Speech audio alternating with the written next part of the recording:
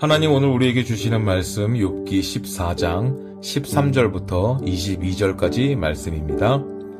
주는 나를 수월에 감추시며 주의 진노를 돌이키실 때까지 나를 숨기시고 나를 위하여 규례를 정하시고 나를 기억하옵소서.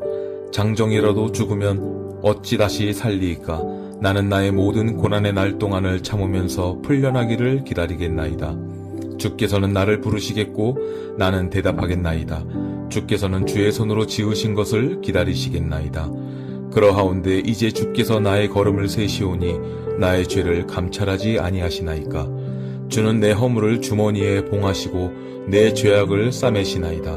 무너지는 산은 반드시 흩어지고 바위는 그 자리에서 옮겨가고 물은 돌을 닳게 하고 넘치는 물은 땅의 티끌을 씻어버리나이다. 이와 같이 주께서는 사람의 희망을 끊으시나이다. 주께서 사람을 영원히 이기셔서 떠나게 하시며 그의 얼굴빛을 변하게 하시고 쫓아보내시오니 그의 아들들이 존귀하게 되어도 그가 알지 못하며 그들이 비천하게 되어도 그가 깨닫지 못하나이다. 다만 그의 살이 아프고 그의 영혼이 애곡할 뿐이다. 아멘. 사랑하는 여러분, 어릴 적 부모님께 크게 혼이 나본 경험이 다들 있으실 거라 생각합니다. 너무 무섭게 야단을 맞으면 아이들은 방구석이나 옷장 안으로 숨어버릴 때가 있습니다. 부모님이 무서워서 피한 것이죠.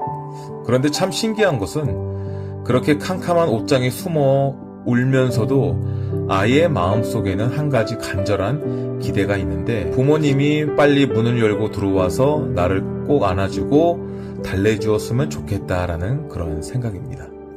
무서워서 피했지만 결국 자신을 구원해주고 위로해줄 사람은 나를 혼낸 그 부모님밖에 없다는 것을 아이도 아는 것이죠.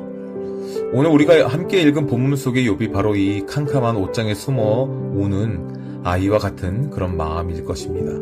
도무지 이해할 수 없는 끔찍한 고난 속에서 욥이 하나님을 향해 쏟아내는 그 역설적이고도 애절한 고백을 통해 오늘 우리에게 주시는 깊은 은혜를 나누고자 합니다.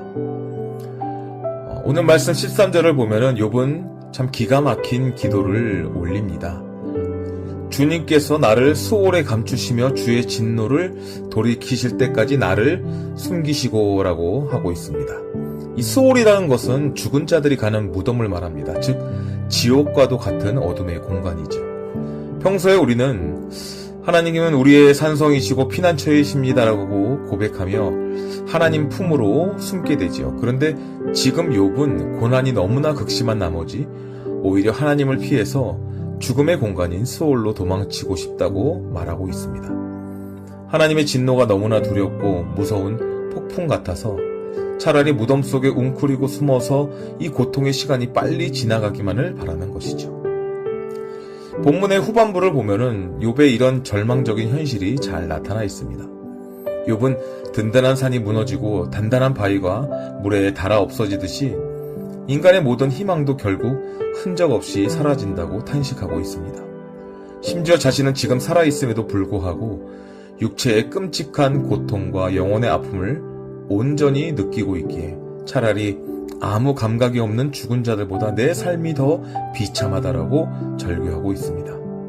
고난당하는 사람이 느낄 수 있는 그 절망의 가장 깊은 밑바닥을 욥이 지금 보여주고 있는 것이죠. 그런데 여러분, 놀라운 것은 욥의 기도가 여기서 끝나지 않는다는 사실입니다. 무덤에라도 숨고 싶다고 부르짖던 욥이 아주 이상하고도 감동적인 간구를 덧붙입니다. 나를 위하여 그 기한을 정하시고 나를 기억하옵소서라고 기도하지요. 이것이 바로 욥의 진짜 속마음이었습니다.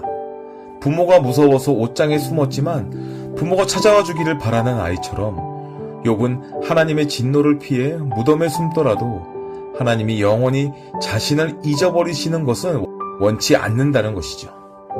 15절에서 욥은 이렇게 고백하고 있습니다. 주님께서 부르시겠고 나는 대답하겠나이다. 주는 주의 손으로 지으신 것을 기다리시겠나이다.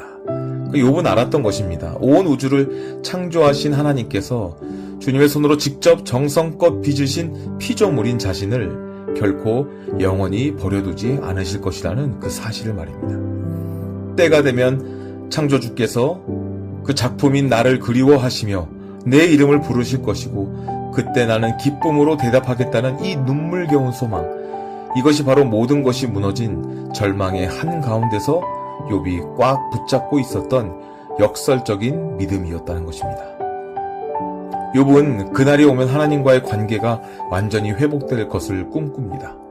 16절, 17절을 보면 하나님 더 이상 수사관처럼 자신의 걸음을 감시하거나 죄를 들추어내지 않으시고 오히려 자신의 모든 허물을 주머니에 봉하시고 죄악을 덮어주실 것이라고 기대합니다. 고난의 원인을 주신 분도 하나님이시지만 결국 내 죄를 덮고 나를 구원하여 이 고통에서 건져내실 분도 오직 하나님 한 분뿐이다라는 위대한 신앙의 고백이죠. 사랑하는 여러분, 우리가 인생을 살아가다 보면 욥처럼 산이 무너지고 바위가 부서지는 것 같은 절망을 만날 때가 있습니다. 하나님이 나를 치시는 것 같아 서운하고 차라리 어디론가 꽁꽁 숨어버리고 싶을 만큼 삶이 버거울 때가 있습니다.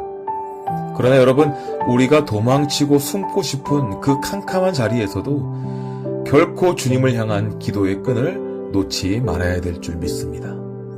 주님 저를 기억해 주십시오라는 그 짧은 신음조차도 우리 주님께서는 외면하지 않으신다는 것입니다. 우리를 지으신 하나님께서 결코 우리를 포기하지 않으신다는 그 사실을 믿으며 나아가시기를 축복합니다.